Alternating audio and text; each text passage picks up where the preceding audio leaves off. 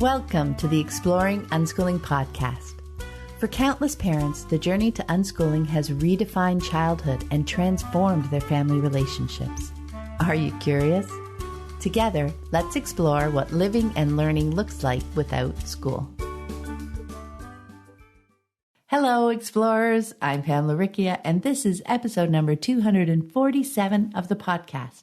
It's the 13th of October, 2020, as I record this intro. And this week, I have a lovely conversation with Kelsi Stembel. Kelsi has 2 teen daughters and is a former teacher turned farmer and entrepreneur. It was a joy to hear about how both her girls have developed and learned at their own pace, honoring their unique styles, and how unschooling has been such an amazing gift for their family. Kelsi's journey from teaching middle school to becoming a full-time farmer and unschooling parent is a beautiful story. And just a quick heads up. First, with both of us on rural internet, there is no video of our call. And second, my voice sounds a touch off, almost like I have a frog in my throat. Sorry about that, not sure what happened, but I'm completely understandable. I just sound a bit odd. As a personal update this week, I am loving the fall energy of slowing down and pulling in. I've been drawn to reorganizing things in the house, not just for efficiency, but also for our enjoyment as we start to spend more time inside. I'm drawn to cooking more comfort foods like warm soups and stews. And in my business, I'm revisiting projects that are on the go and on the horizon, seeing where they sit and exploring next steps.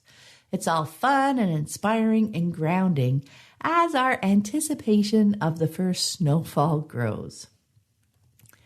And I want to take a moment to thank everyone who has chosen to support the podcast through Patreon. And a big welcome to new patron, Theta Homeschool Hub. Thank you so much.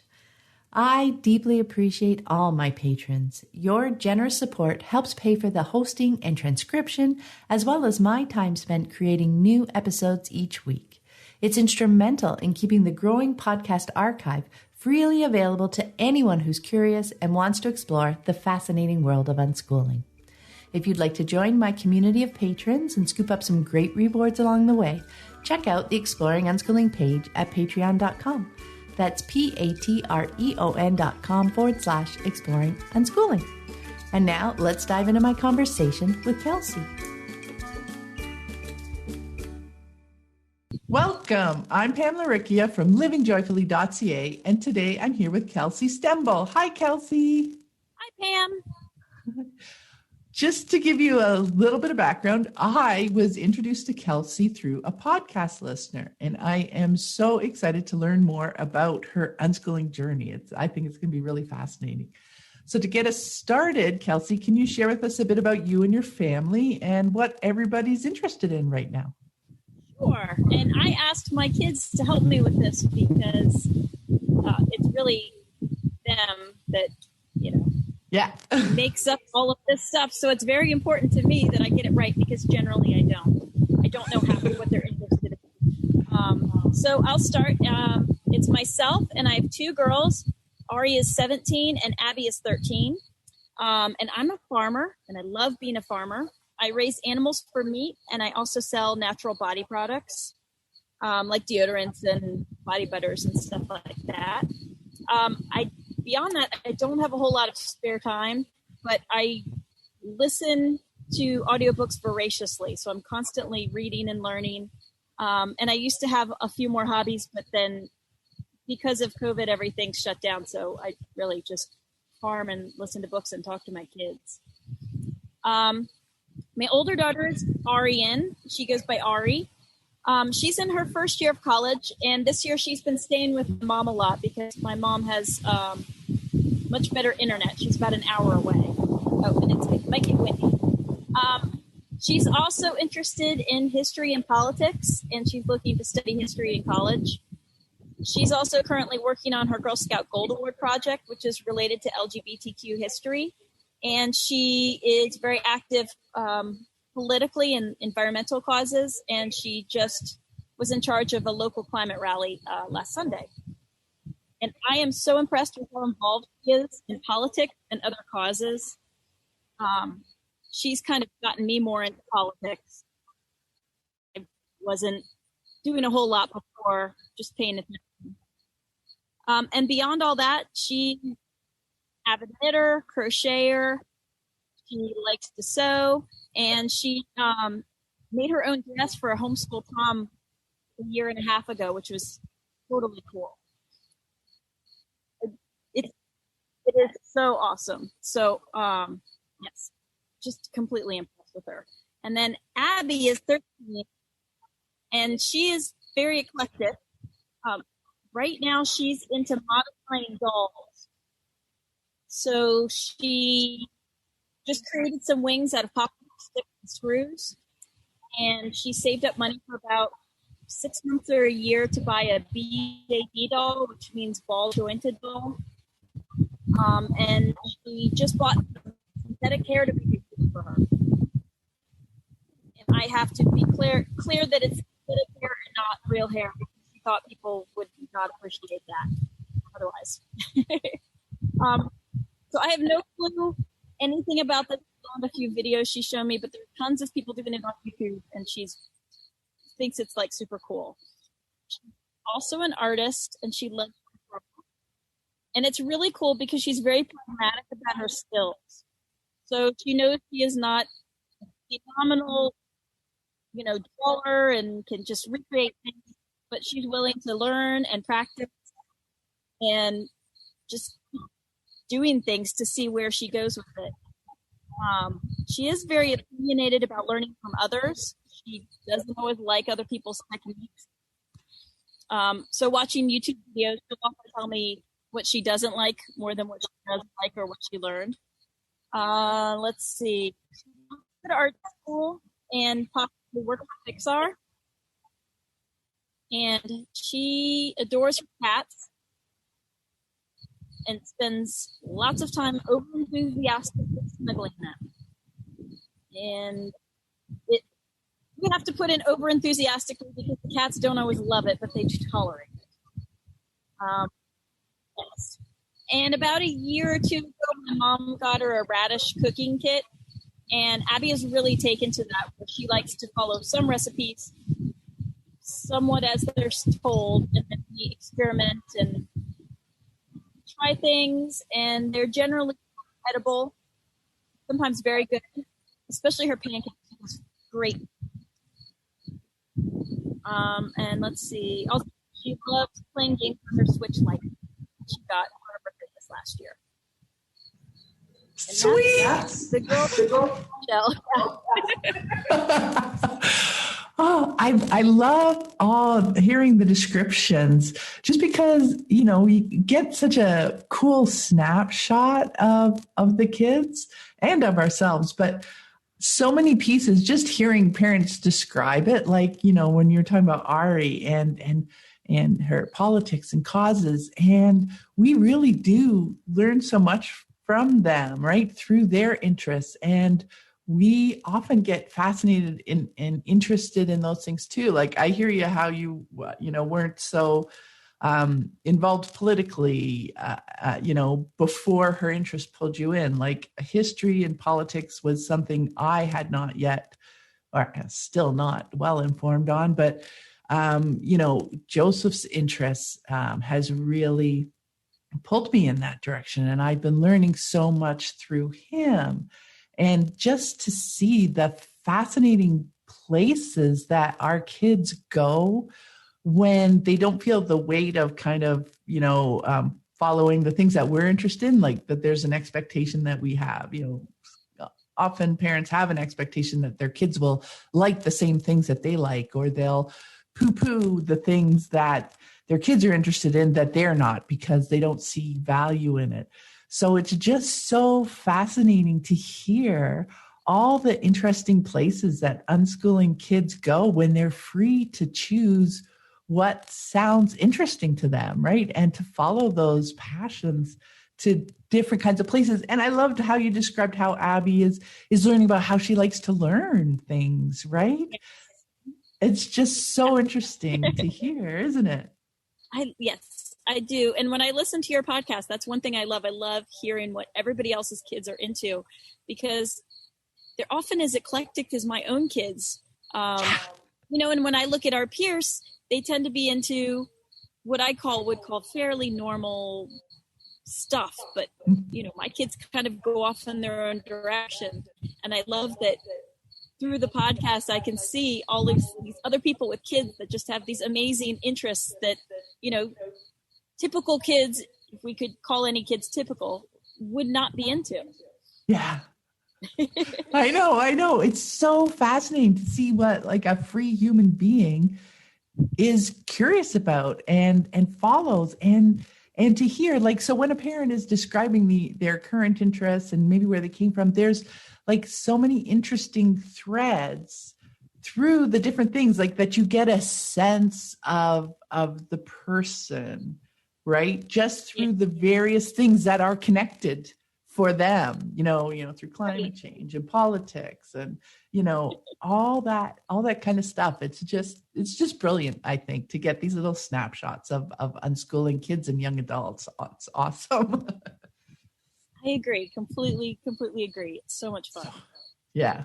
So you were a teacher in the public school system I was going to say in another life, but that I can imagine from that to this. I would love to hear the story of how you got from there to farming and unschooling. Sure. I'm happy to share. I was a middle school teacher for 9.5 years. And I love middle schoolers. They're amazing. But the last probably 2 years or so, teaching was really difficult for me because I'd had my curriculum changed 3 times in 3 years. And then the last year I was moved to a new school without my input. And I just didn't enjoy doing what I was told to do without having a whole lot of leeway on what I felt the kids actually needed. And it was very, very frustrating. So with all of that, I ended up getting really sick with what's probably stress-related issues. And I eventually just had to stop teaching. And at that point, I'd always wanted to homeschool my kids because I love kids getting to do things at their own rate and pace and in their own manner with their own interests. So homeschooling was a very easy choice. And we spent a year homeschooling. And during that year, I could tell that Abby, my younger, wasn't really interested in lessons. And not that she didn't like them, but the format of sitting down, doing work that other people told us to do or a book told us to do just didn't work for her. Ari loved it. She was fine. She was perfectly happy. But Abby wasn't. And she had already had a year of public school and she didn't enjoy that. So it was kind of obvious that whatever I was doing wasn't working. But at that point, I had her tested educationally just because there were these little signs that something wasn't right. We found out that she was dyslexic. So the next year I started out completely different. We focused on dyslexia, and it still wasn't for her.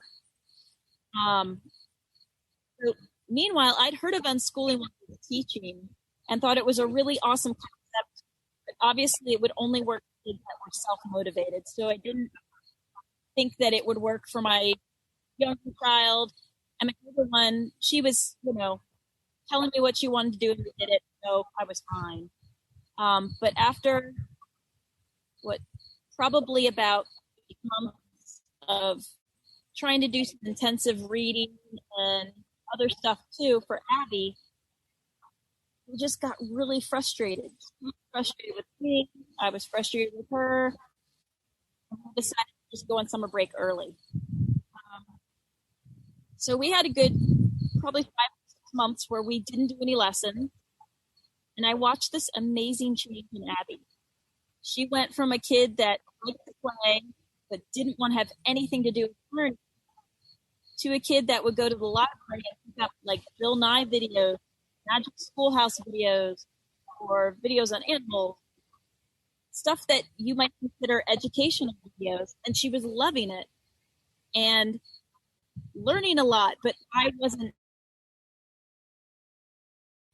And that started changing my mindset a little bit. And I decided we would keep doing what we were doing, and I start looking into thing I'd heard about that I didn't think would work, but I was kind of at the end of it. And sure enough, the more I read about it, the more I realized it was perfect for Abby. And eventually I realized we were unschooling. It was cool. I mean, I kind of feel like Abby forced me into unschooling somewhat reluctantly. And that way I kind of came through the back door where I didn't realize that it was even what I was doing until I was doing it. And then I became enamored with it.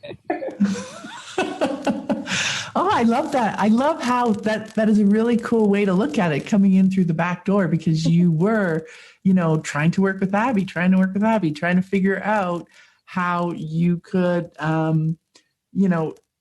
you're still in that like schoolish homeschooling mindset where you were trying to find a learning style, that would work for her, so that you could present the stuff that, you thought she needed to learn through that lens that would excite her, because that's what you were looking for, right? You were looking for this, for her to be happy about learning, for her wanting to learn and everything. And then that led you to taking the break. And then you started reading about unschooling, learning more, and going, hey, that's what we're doing. And you were observing her in action and seeing it in action, because that was what she was really drawn to, right? Just learning without calling it learning, right? Exactly. And I'll have to clarify, she now wants me to call it free schooling. She doesn't like unschooling as the term.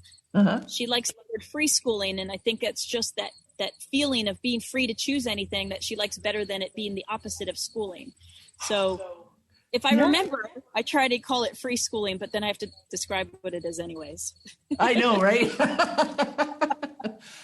Well, and that's a fascinating thing, is that, when my kids were growing up, it's not like we really talked about it as unschooling or named it. Really, it was just, that was the term that is typically being used. So, when you're looking for information online, you're looking to find other families, it's a common term that can help us find information and connect more so than a solid description, right? Exactly.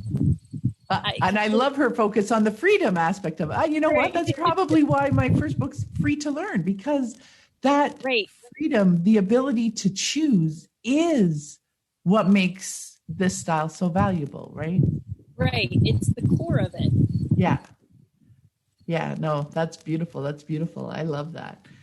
Now, there is an aspect of deschooling now. So you have, you took that summer off, you discovered this is what you're doing. So part of that process for you, as you're coming to understand it, is the realization that unschooling isn't just for the kids. Once we figure out it's a great way for the kids to learn, that our perspective grows, I think. And that it's important for us as parents to be like living and breathing examples of lifelong learning, right? It pulls away from the school itself. It becomes a lifestyle. So I would love to hear if that was your experience. Yes. Basic transitioning from being a teacher to becoming a farmer was this ultimate learning activity, because I had no background in farming.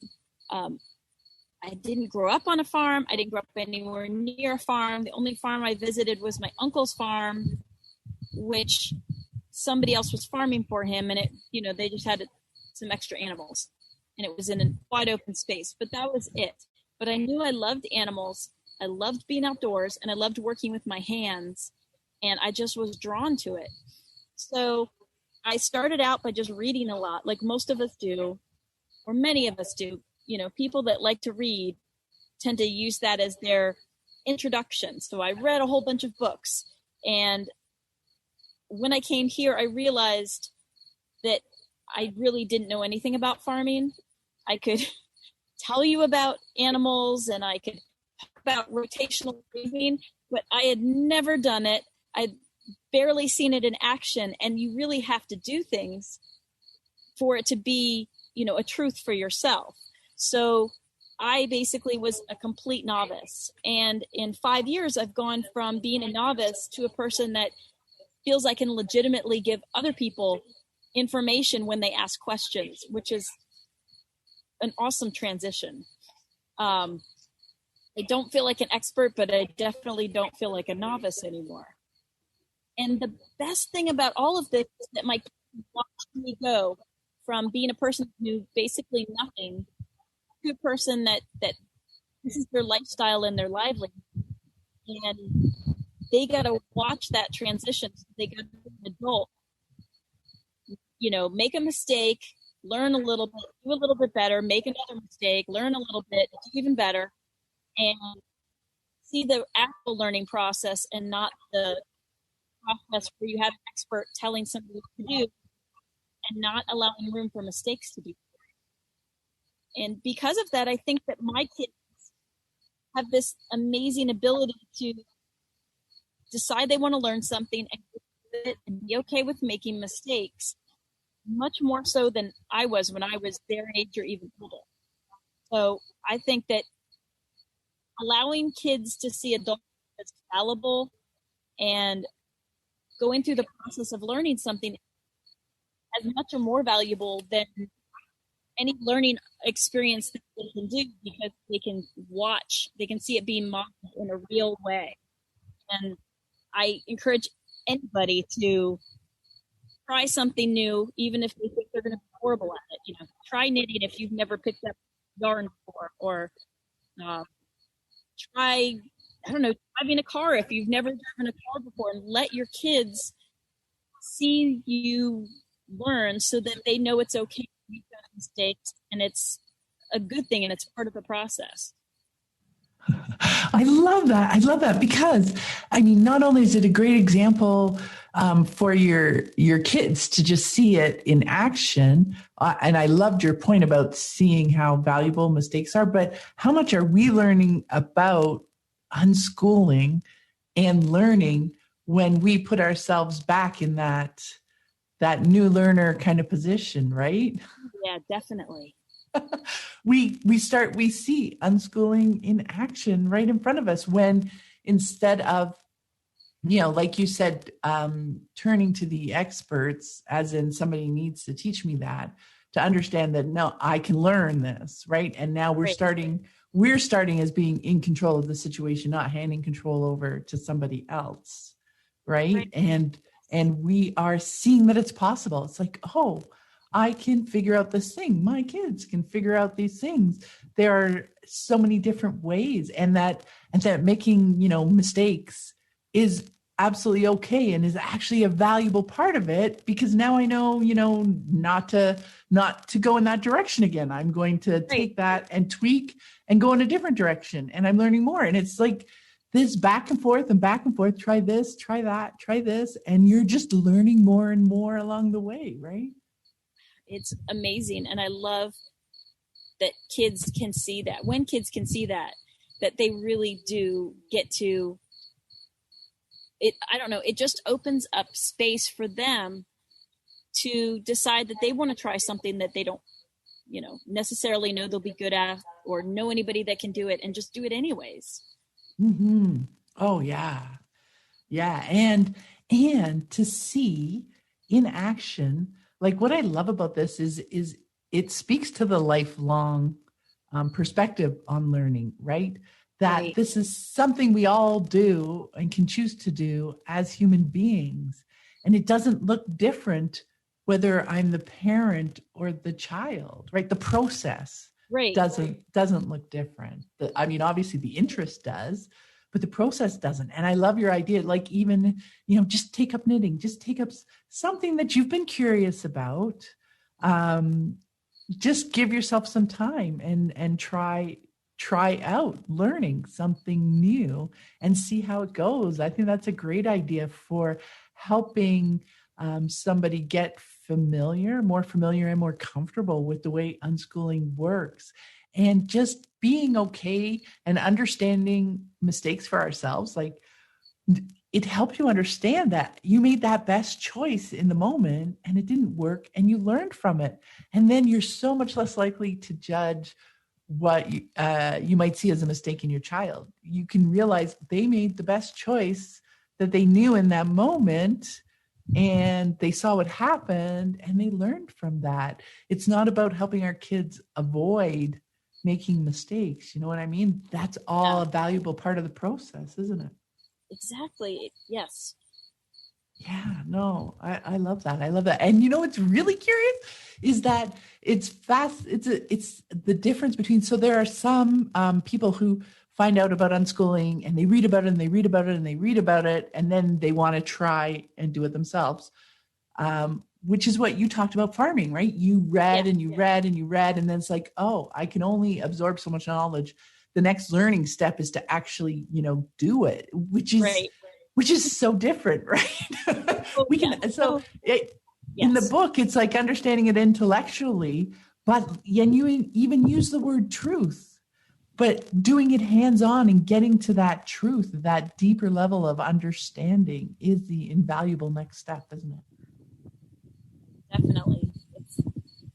It's fascinating putting that against the way you came to unschooling, which was more the living it side and getting led there through living, and then discovering like the book side. So yeah, that's so curious to see all the different ways we can learn things, right? I know. It's so much fun to learn about. Isn't it? And I love that you're listening to audiobooks all the time now. Like, yeah, we don't have to, we can take each moment as it sits, constraints and all. This is the way things are right now. And we can still, be curious and make it our own moment, right? Mm-hmm. Yeah, that's beautiful. You mentioned your daughter and dyslexia, and another valuable paradigm shift that often happens I can just imagine it for you as you were coming from school's focus and homeschooling focus, is that focusing on fixing kids is often more damaging than helpful for them, right?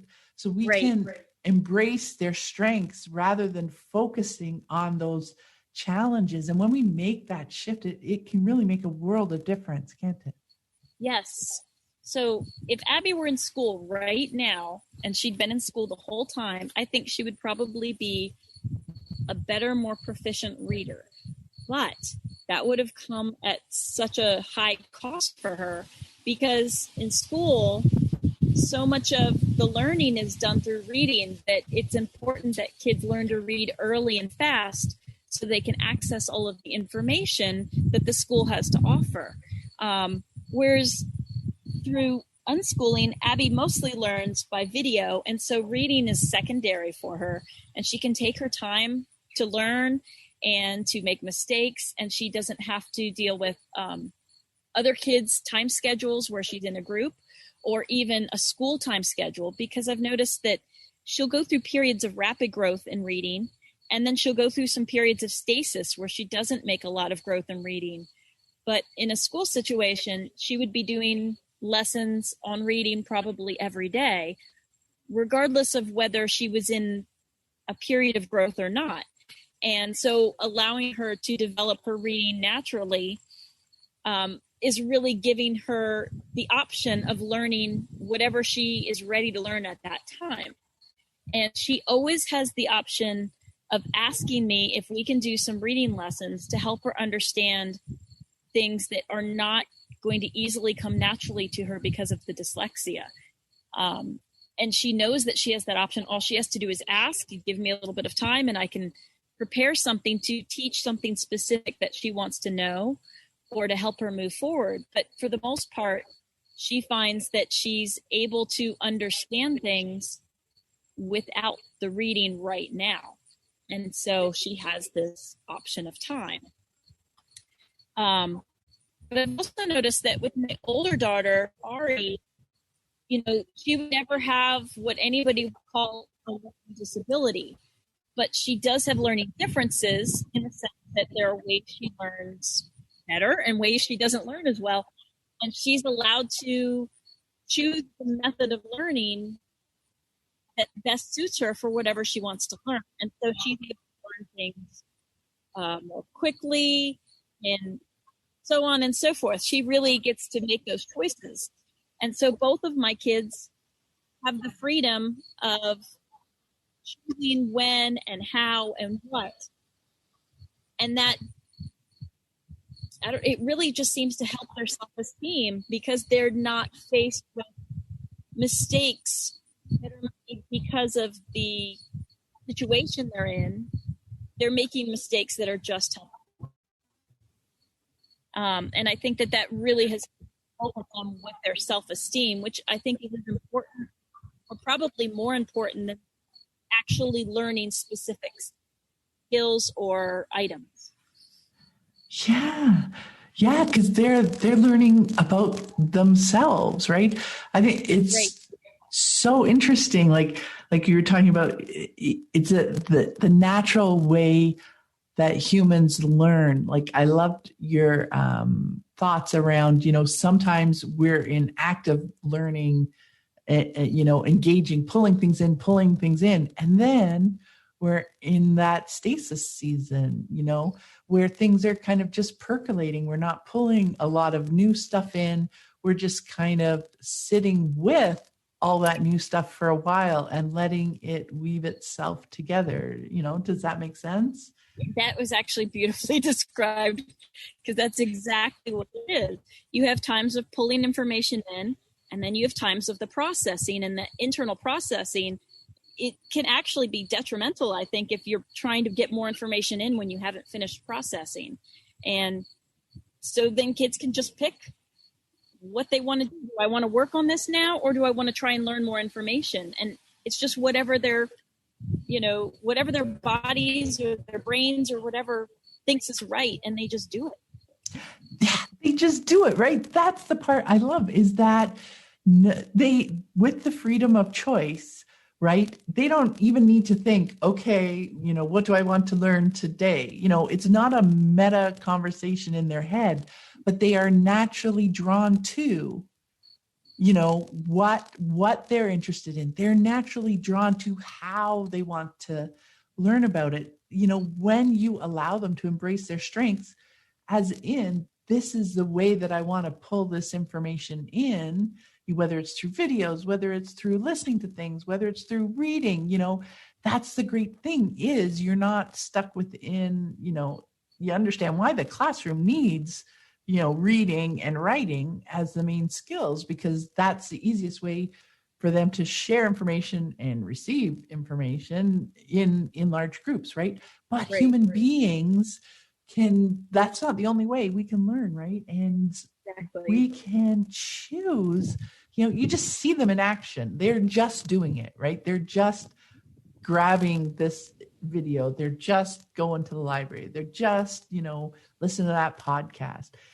And when you watch them in action, it's just so beautiful, because they're embracing their strengths, and then they're coming up on times when it's like, oh, they're drawn to, and they have the space for doing something that's more challenging for them, but they have a reason for it, so when she's more into reading as bringing in information, right?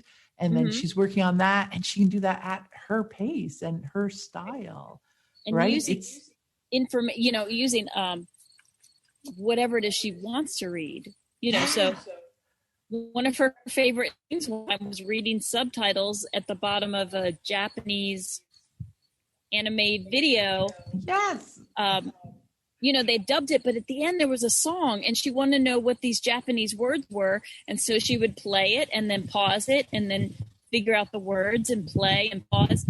She wouldn't do that with, a science textbook or a science video, because that wouldn't be interesting to her. But trying to figure out what the meaning of the song was completely interesting. And she spent like an hour doing it.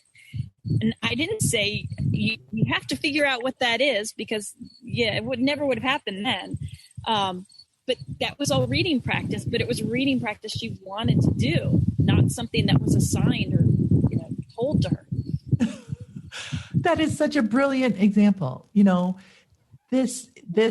is our world, right? And they will find moments for doing all these things.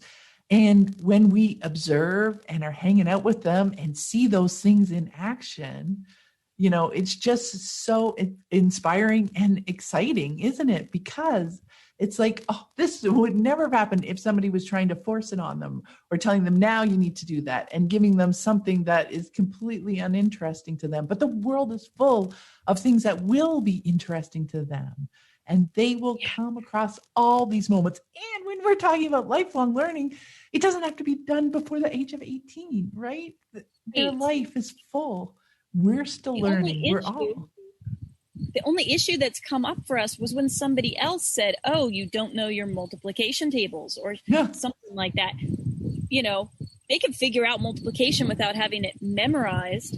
But no, if you ask them, if you asked Abby what 7 times 8 was, she may not be able to spit it out right away like another kid her age. But that doesn't mean she doesn't know how to do it. She just hasn't found it important enough to memorize at this point.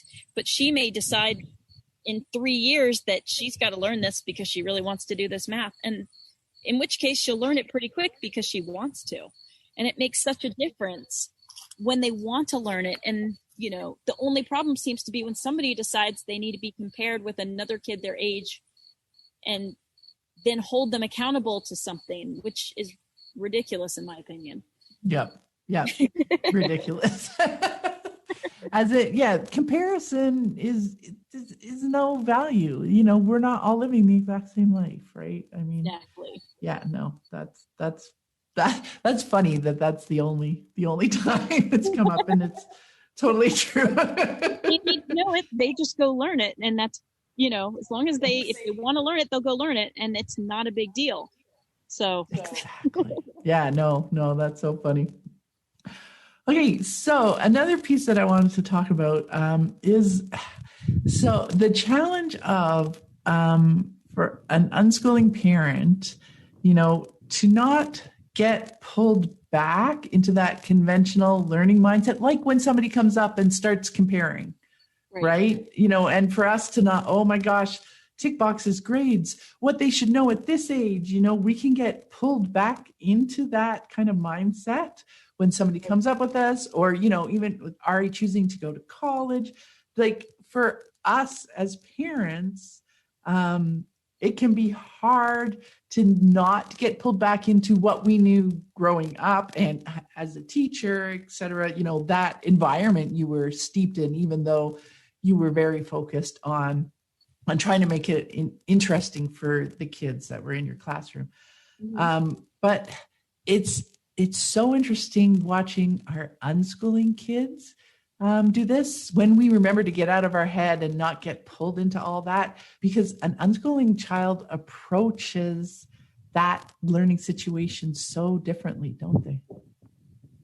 Yes. I have a perfect example for this, because when Ari was, she was hitting 9th grade and she decided she wanted to test out what high school was like.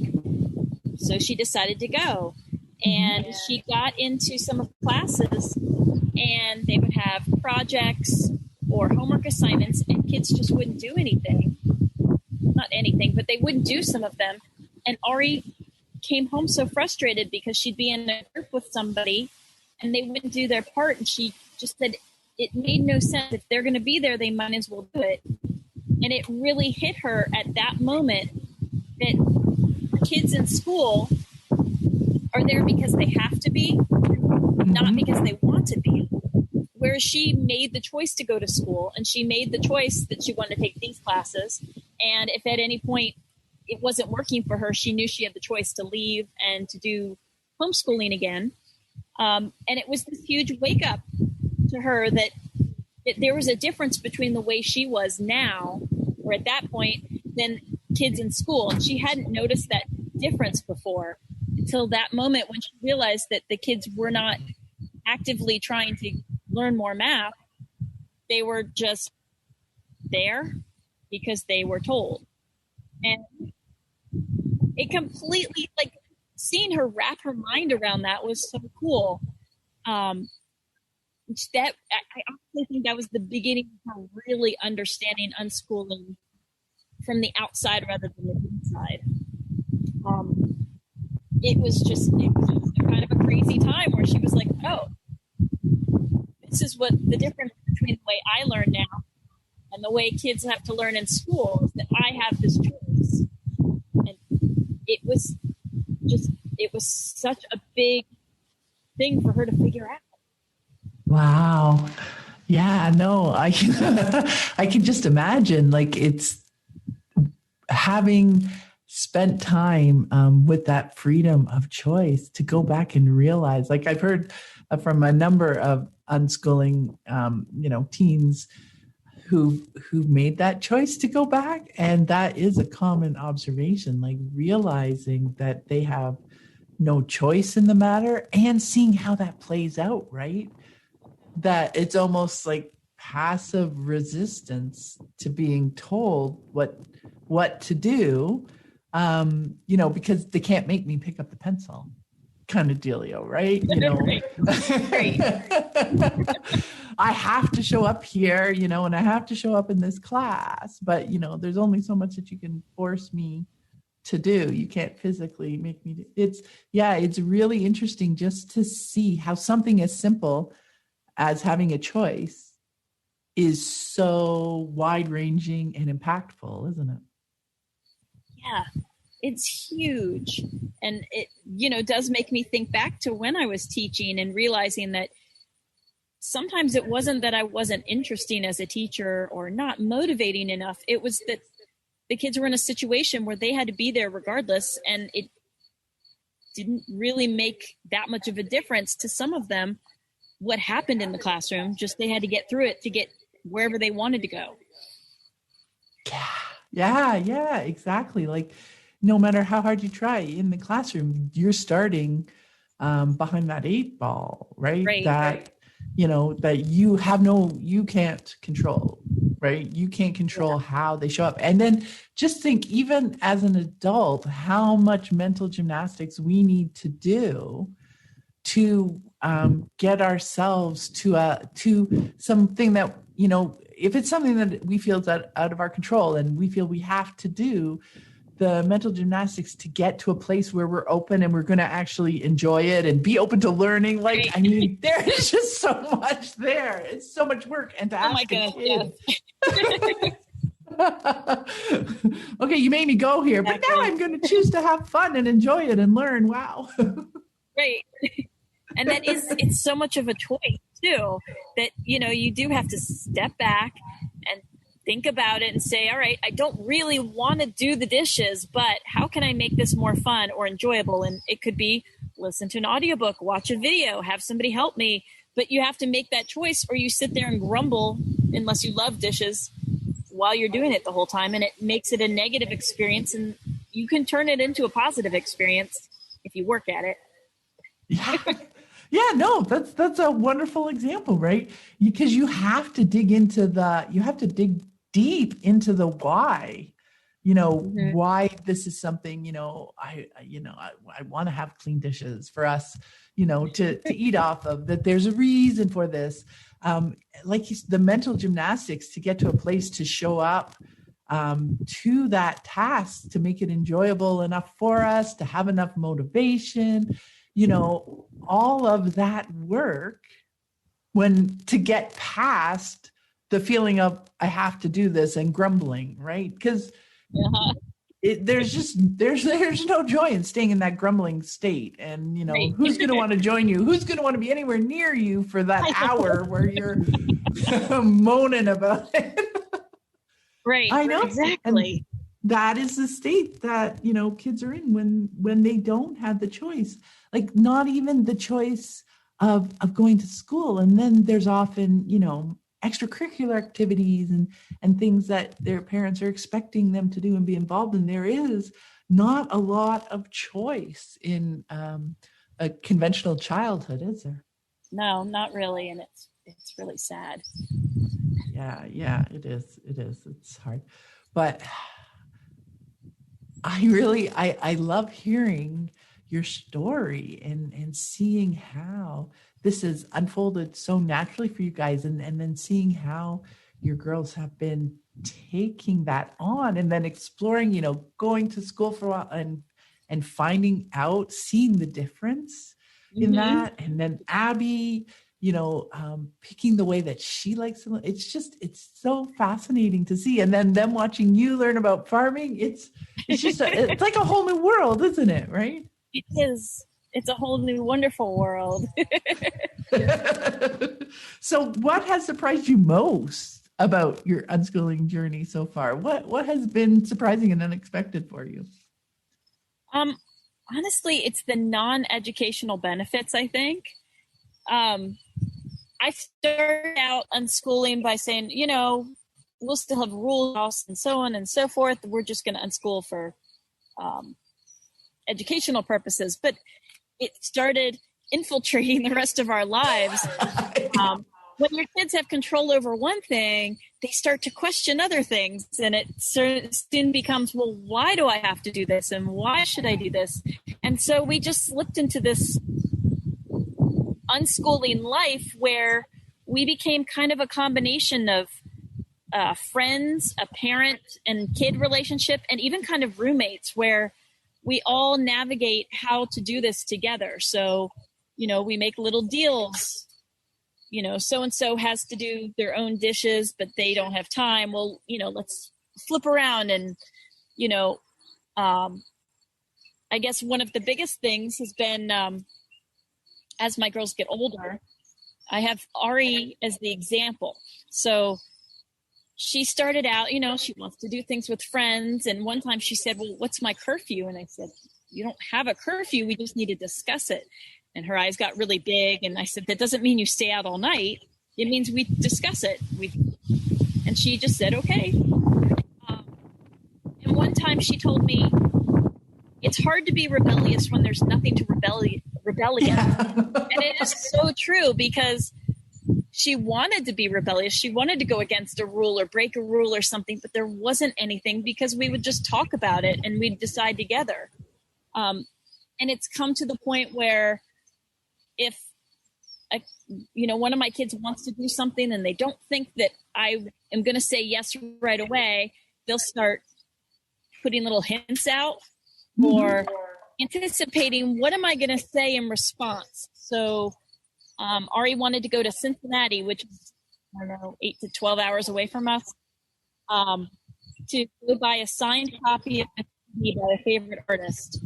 And before she even asked me if that was okay, she found a friend who could go with her, because she knew my requirement was going to be that she had another person with her. And so she asked and said, oh, by the way, so-and-so's coming. And I said, okay. It was so much easier because trip. Why are you driving like an entire full day to go get a CD? That's my idea as an adult. Knowing that this was important to her, I could take a little step back and say, well, I don't feel really safe, so I think you should take somebody with you. I didn't have to do any of that. She came with me. And just saying this is important to me. I have a friend going with me. Do you have any problems? That's so true. And I love that, because our kids get to know us too, and they understand our perspective, and it makes sense to them, because if it really didn't make sense to them, then we'd be having more conversations, right? We'd be talking longer about it and coming up with some other path forward. But for her, she knew you well enough to know that would be something that would help you feel more comfortable with it. So she was happy with it. She found somebody who'd come that sounded like good to her too. Mm-hmm. Right. So then they come with that, because and that's been my experience as well. Like, once we get to know each other, we don't always like start from scratch each time, right? We understand pieces, Like if there's something that, you know, we need to do, you know, with our kids, you know, especially when they're younger, if they need to come along, we can think of things that would make it more interesting and fun for them. And we'll come with that as part of the package, right? And Exactly. Yeah. So when I they need you get to come older, with me, but you know, I know you don't really want to do it, but I think we can stop for ice cream afterwards. And then it becomes a positive and not a negative. And yeah, it's not a bribe. It's understanding they don't really want to go to this thing, but knowing they'll get something out of it makes it a little more palatable to them. And then it works out and we don't have that argument or the frustration or anything like that. And so getting to know somebody else really, really well like that is invaluable within a relationship. And I feel great that my kids are practicing roommate type relationships and partner type relationships before they're at the age where they have a roommate or a partner that they have to learn to deal with. And I think that that's just a fabulous way to start out being an early adult, is to have those skills already, at least practice them a little bit. Yeah, to have had lots of practice with them and to understand that it doesn't need to be about power, as in you don't need to try and overpower and force other people Right. To do what you want to do. You don't have to come at things defensively. You can come be in relationships where you understand each other and respect that there are times, respect them for the times when they're putting in extra effort, like they're doing something that they're less inclined to do, but because, you know, you're excited about it, like you said, the ice cream bit, it's not a bribe. And it's so different the way we approach it. Like, you know, you could approach it as a bribe, as a, you know, you do this for me, I'll do this for you kind of thing. But Right. rather we're coming at it more from, we're all doing this. Let's make it all, you know, enjoyable or accomplishment, depending on what we're needing them, what we're going out for. Right. Right. It's just a whole different energy behind it when you're working together to make it something that's palatable for everybody who needs to be involved. Right. Exactly. And it's, I mean, I think as an adult too, it's great practice to have to practice the partnering and the roommating and all that with your kids too, because it is a different relationship than anybody else you'll ever know. And there's that underlying love, and you can practice doing things that you might want to, you know, do with your friends. Like, you know, I really need some help with this. I know you probably don't want to do it, so I'm happy to, you know, exchange something. And, you know, you practice with your kids and it helps you out in the rest of your life too. So it's kind of win-win and less arguments too. Right. We go right back to, this is how human beings learn in the world. Human beings live in the world. You know, and it's just lovely practice. These kinds of relationships that we're developing with our kids. Absolutely. Those are skilled and just perspectives on, like, we learn so much about the value of that kind of relationship, and we can bring those skills into all our relationships in the world. Like, every one of them values where we can, you know, when we see and hear, and the person that we're in relationship with feels seen and heard, and we work together to accomplish the things that we want, each of us at different times, and we're there to help each other. It's a beautiful way to be human, isn't it? That's a wonderful way to put it. Exactly. It's a beautiful way to be human. Yeah. Oh my goodness. So thanks so much for taking the time to speak with me today, Kelsi. I really appreciate it. It was so much fun. I had a great time. Thank you so much for inviting me in. Yay. And before we go, where can people connect with you online? So I'm on Facebook. You can find me through just regular Facebook, Kelsi Stembel. I don't think there's any more of me. I also have my business, which is Koofie's Natural Living. Koofie is my nickname my dad gave me. It's Koofie. And I'm on Instagram too. I don't post that often because I'm not really a visual person. So if you follow me, I do apologize in advance for not posting more. And my website, www.kufi.com, and that's my business suite. Pictures and stuff. Well, yeah, that'll be fun to go check out your business, your products, your natural living products. And I will share those links in the show notes so people will be able to find you there.